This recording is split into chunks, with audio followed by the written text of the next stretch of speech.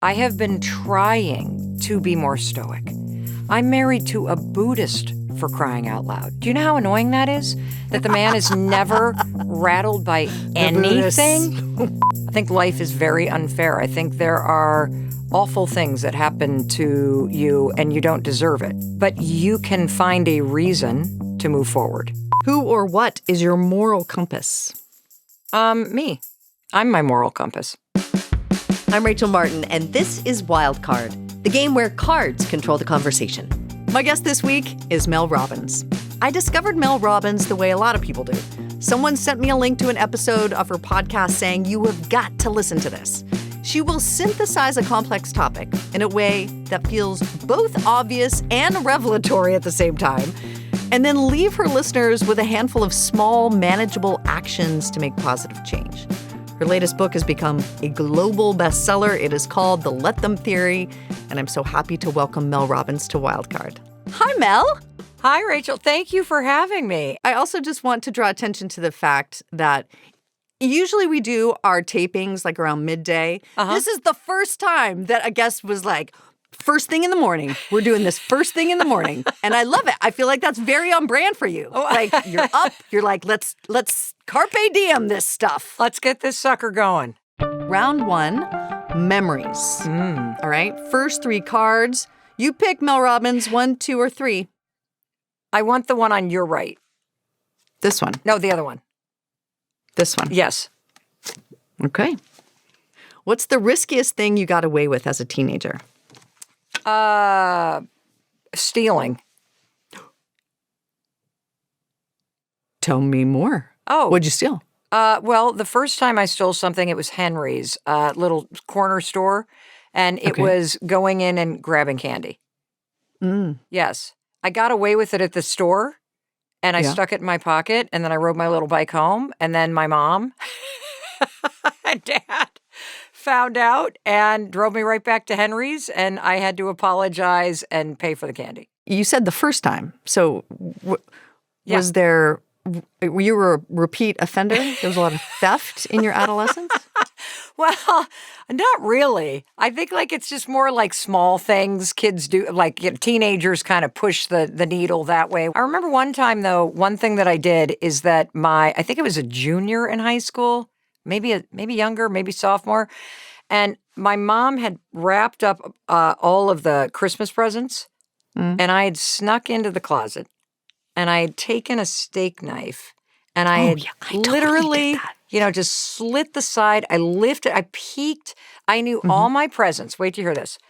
And I was sitting at my house talking to my best friend, Jody Bricken, at the time. And I was just I was so proud. Oh, Jody, wait to hear what I got. I got this, and I got the pair of the Guess jeans, and I got a tennis racket.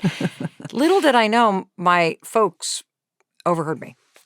We had an exchange student that we were hosting that year that was staying with us. They rewrapped my presents, and I watched the exchange student from Australia open up all the presents. They gave them to the exchange student? Yeah. That's a devious move by your parents. Well, I think one of the beautiful things about it is that when you have to feel the natural consequences of your actions, it is the single best course and behavior correction. Like when you shield somebody from the pain of their decisions, when you shield somebody from the painful consequences that flow from the things that you do, you also rob them of the ability to grow and be better. And so those things kind of taught me through the pain of the getting caught or the embarrassment and shame that you feel when you have to admit to the things that you did in private, like publicly speaking about the things that you do in private, that has an impact on you. And I think it's an important thing.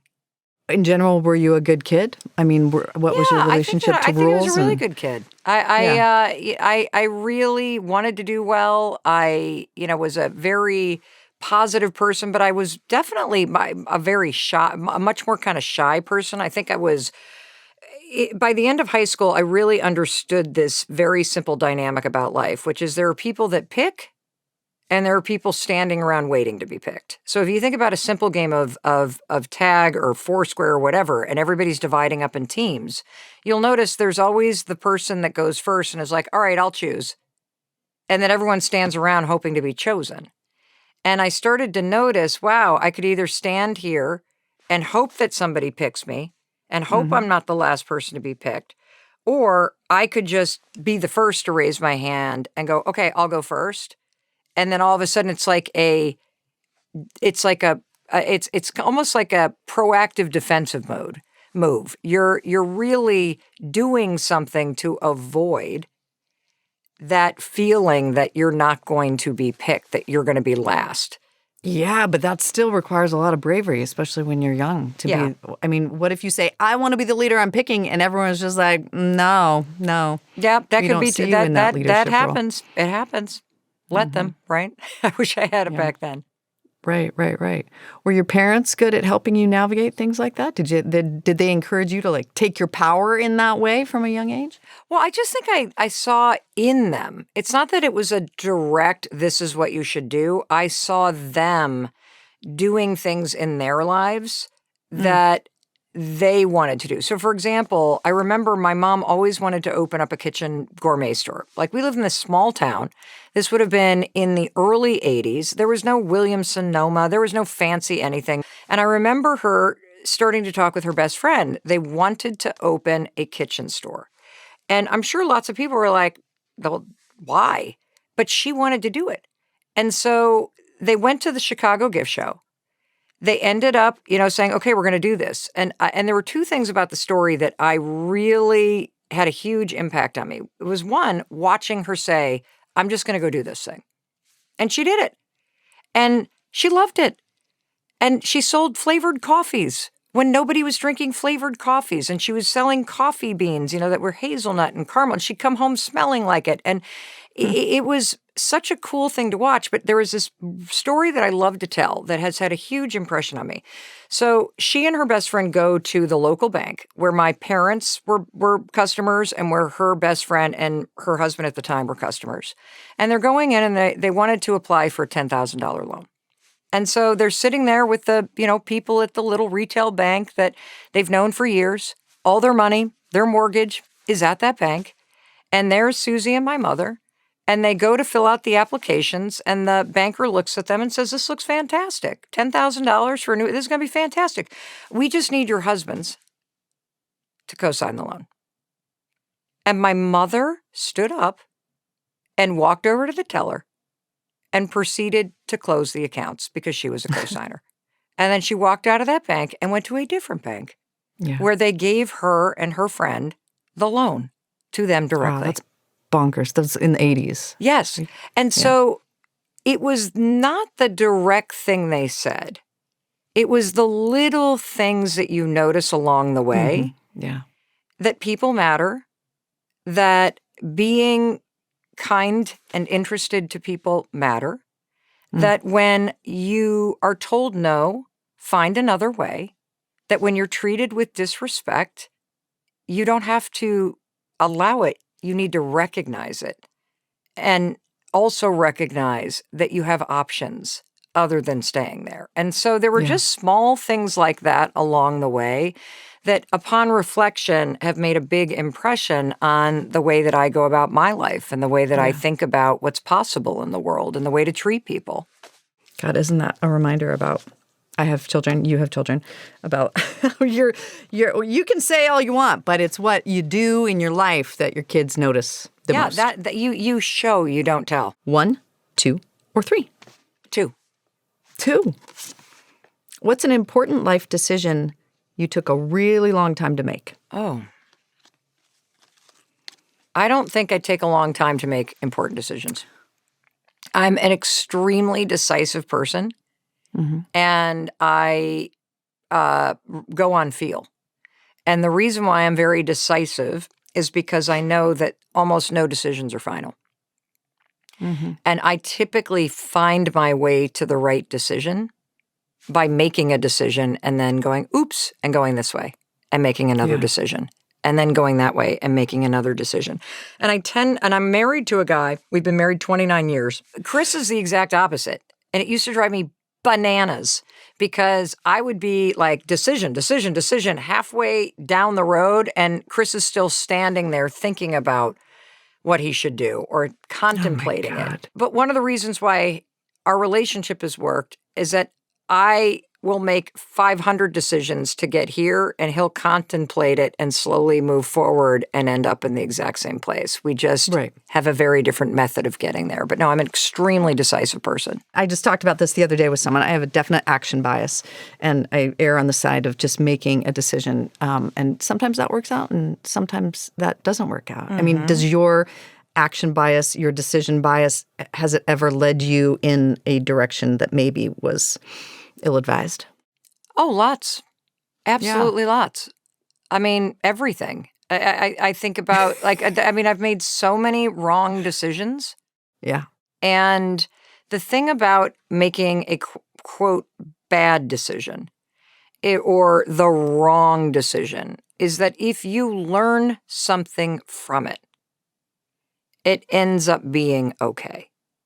The decisions that torture you are the ones where you sit in shame and judgment of yourself. Why did I fall for that person? Why didn't I stop drinking sooner? Why didn't I leave that job? Why did I allow that to happen? If you sit in that, it's a form of self-torture. If you look back at the decisions that you made and you give yourself a level of grace and compassion and say, given what I knew at the time, given the circumstances that I was under, given what I thought my choices were, can I see and give myself the grace that I made the best decision that I could at that moment in time? Yeah. And if you can do that, and then you can say, what is it that I have learned that I can now take forward so that I don't keep making a decision to fall for these idiots that I keep dating? What is it that I have learned about drinking a bottle of red wine at night while I'm in perimenopause and waking up in a swimming pool of sweat in my bed? That what have I learned that I can actually carry forward to now so that I can make better decisions now? If you can do that, then your whole life becomes something that can make you better. Like I really feel like, that saying, everything happens for a reason. I don't think that's true. I think sometimes really terrible things happen. I think life is very unfair. I think there are awful things that happen to you and you don't deserve it. But you can find a reason to move forward. Let's talk about the origin story of this idea, right? I'll summarize the steps and then you fill in the blanks. Okay. First, I understand there was a 60-second social media post. Like you had this idea. Yeah. Let them, and I'll let you explain that.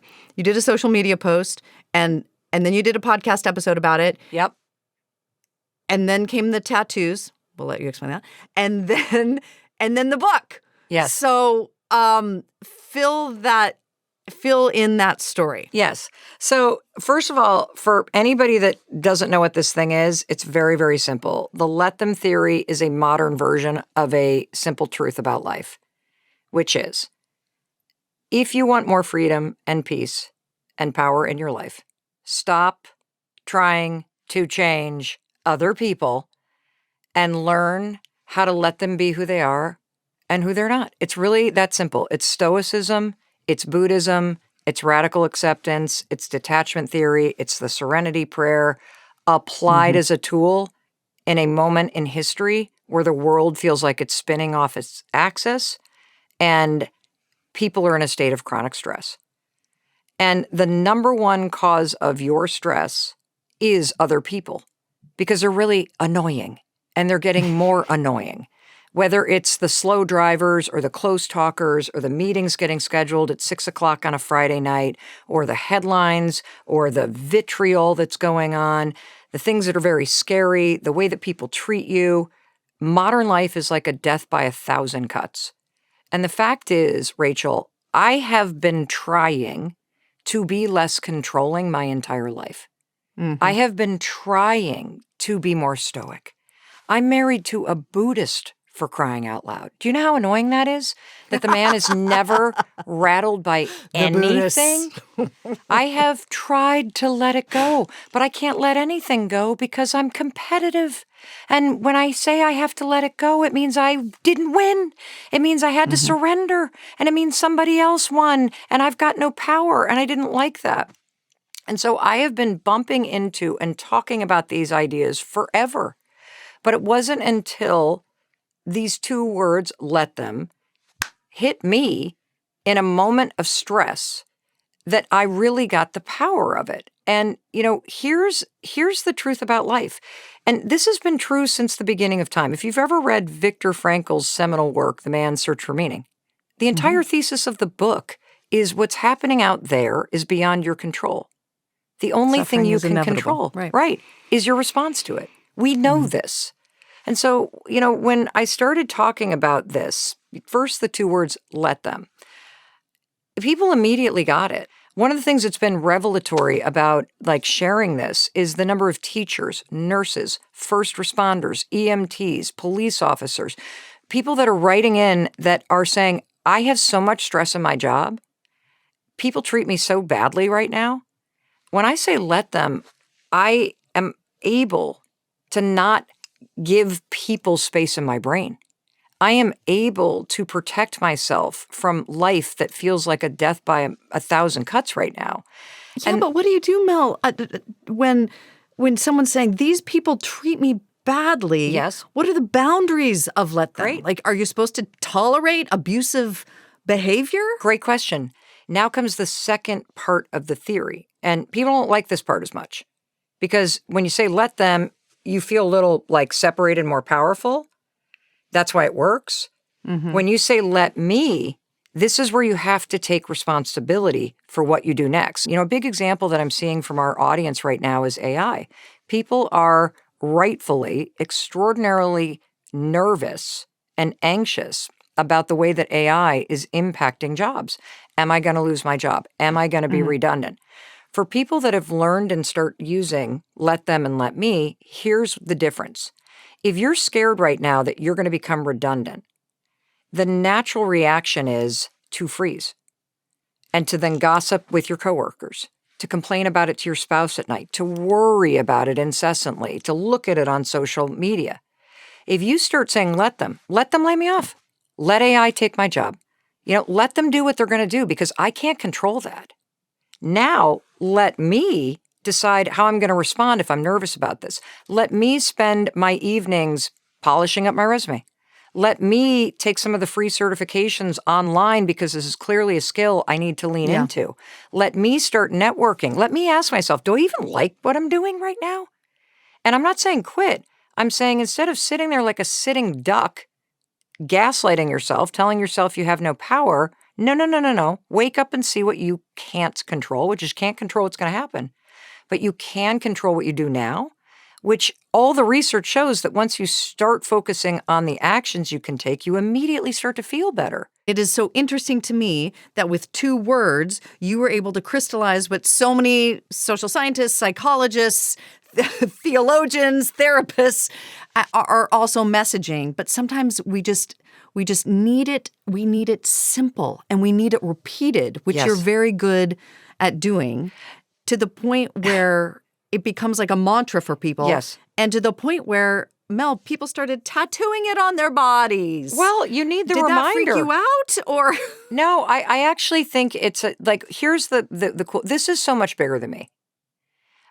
This is a modern version of truths that have been around and that have resurfaced at very important moments in time. When we had the unbelievable honor of sitting down with Martin Luther King III and Andrea King for their podcast Legacy. And he looked at me and my daughter Sawyer, who I wrote the book with, and said, the let them theory is my daddy's legacy.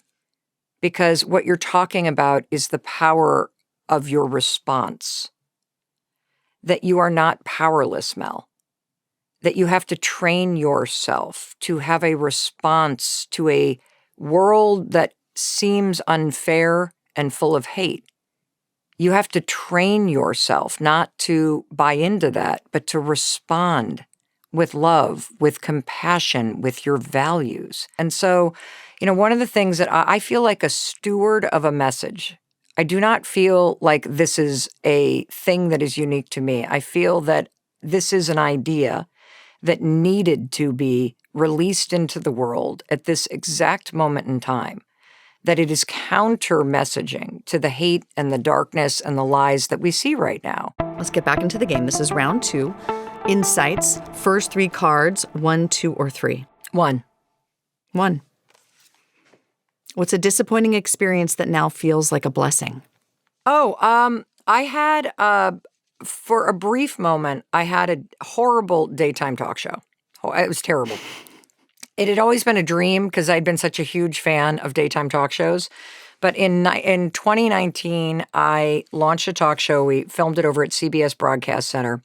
Terrible. Mm-hmm. Like, I learned so much from Why was it bad? I mean, I don't want to go too far down that tangent. Because I am somebody that needs to be in control of what I do. And I was talent in somebody else's thing. And it also was a format that was made for daytime television. And so I got stuck in a box, and then you have to chase ratings, and you're not in control of what you're measuring. Yeah.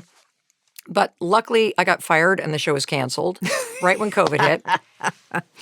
And it was a blessing because I learned all these skills, and I also learned what I don't want to do. And, full circle moment, last night I was on The Tonight Show with Jimmy Fallon.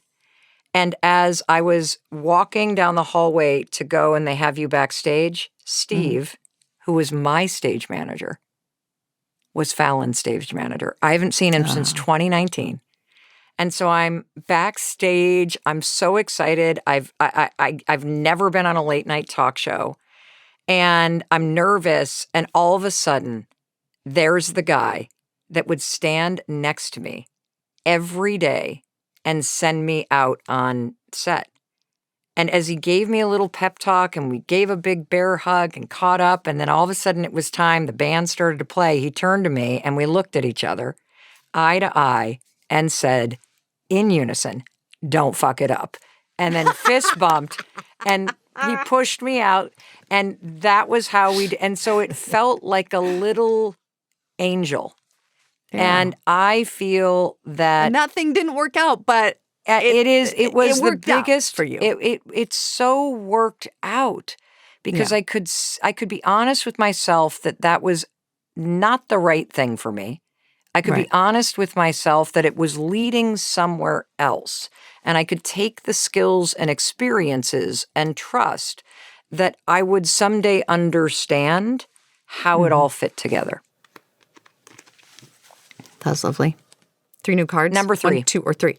Number 3. She knew immediately. Well, has competition done more to help you or hurt you? I've really changed my opinion about competition.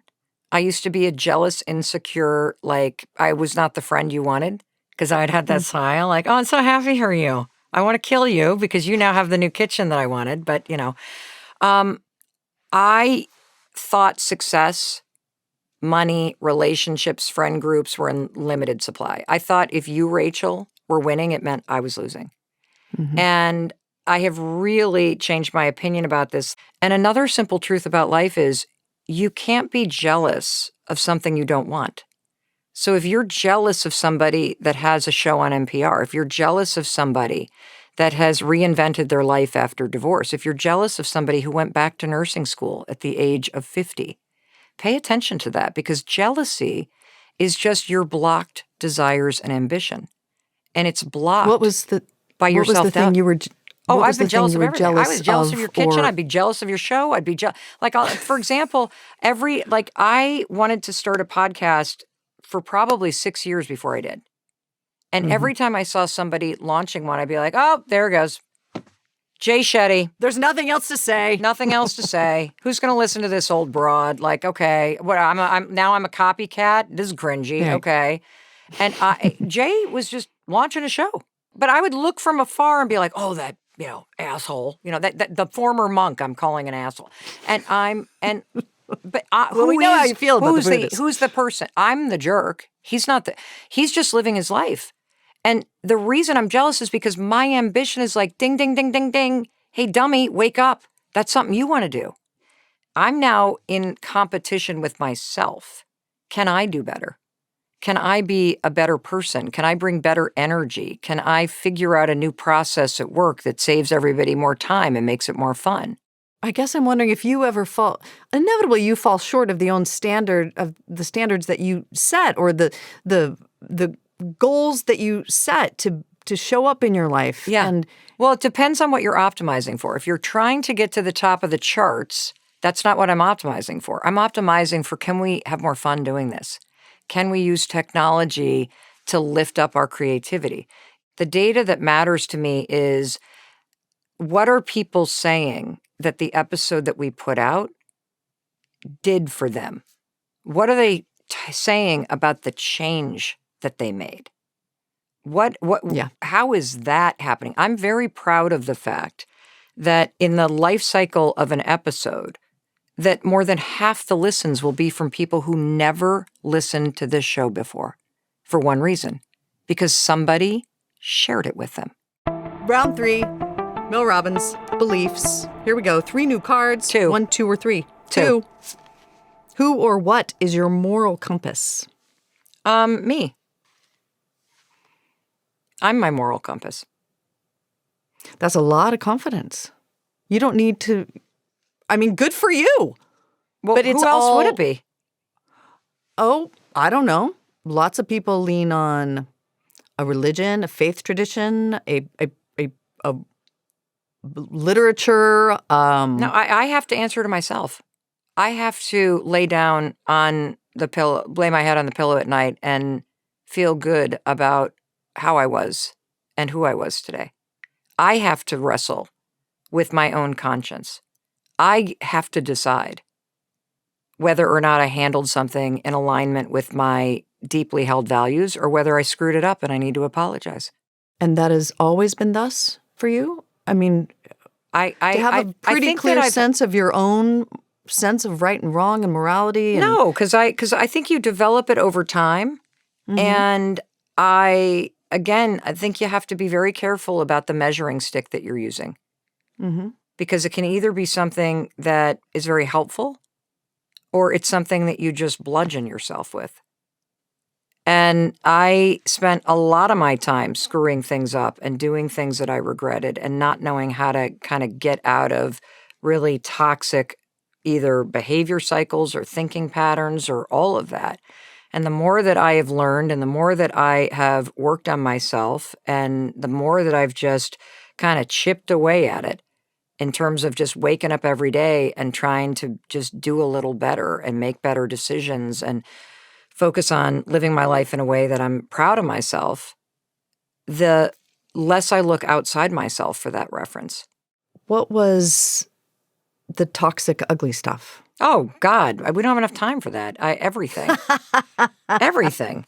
I literally had raging anxiety, unresolved childhood trauma. I had a huge problem with drinking. I would cheat on my boyfriends in high school and in college. I had just relentless self-hatred. I feel like I squandered my years at Dartmouth because I had undiagnosed ADHD and dyslexia and could not for the life of me focus and study. I was the queen of all-nighters, and the number of papers I slid under the door as the midnight thing was, chiming for turning, I just tortured myself and other people because I didn't know the issues that I was dealing with. I screwed up my kids because I didn't understand that when they got anxious, it made me anxious. And so I would, if they didn't want to sleep in their bedroom, sleep on the floor. Now what I'm communicating to them is, you're not capable of sleeping in your bedroom. You're right to be anxious. So I just make it worse. So I just bumbled everything. And, that kind of is the basis for a lot of my approach to how I am obsessed with trying to figure out simple ways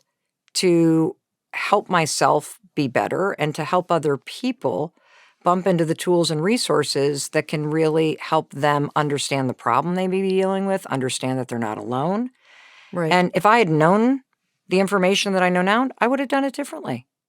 Let me ask you this, though, because in your journey from I'm making all these mistakes, I need to correct this toxic behavior, and I'm summarizing your whole life, and then there's a revelation and epiphany around that, and then there's some tools that you develop that help you and other people. Is there room in that paradigm, though, when so much of it is about self-improvement, looking inside to improve you? Yeah. Is there room in that worldview to get out of yourself and help someone else? Well, that's to get out of your own head cycle, of course, and look around and help another person. It's part of the package. It's part of the package, and it's not about being self-obsessed. It's about really being honest with yourself. One of the really compelling pieces of research that I love comes from Dr. Judith Joseph, who is a principal investigator, runs a massive clinic in Manhattan. She's got a PhD and a professor at NYU, and she's a psychiatrist.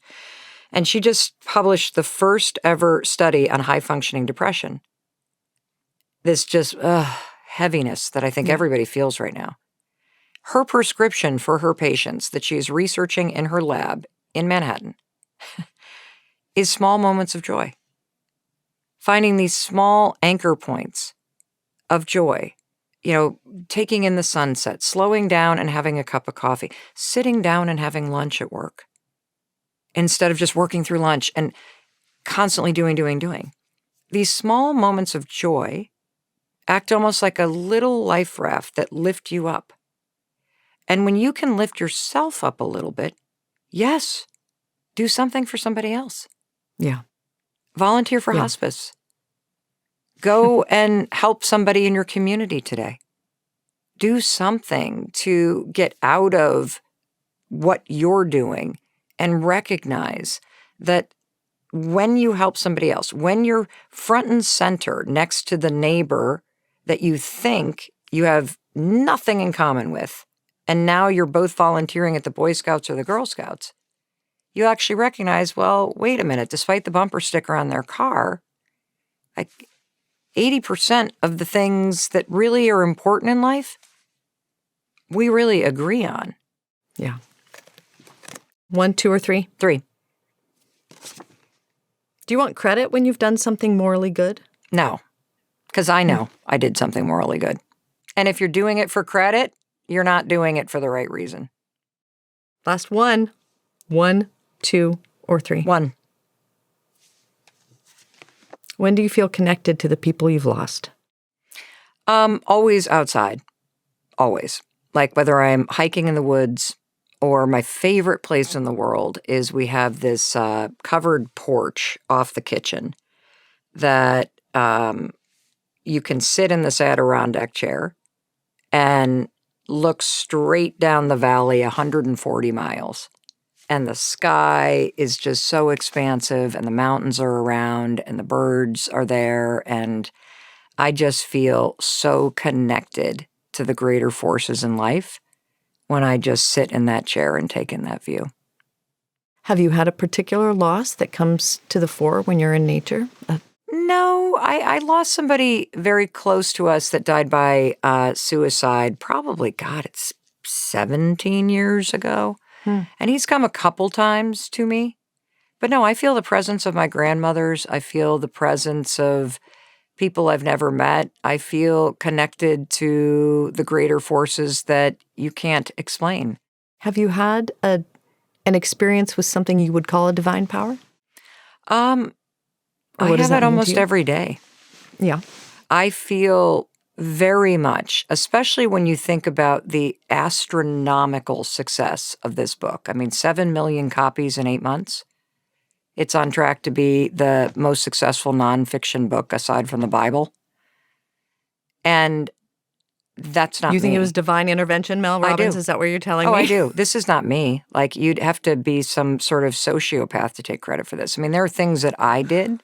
I wrote an absolutely fantastic book. It's hilarious. It's poignant.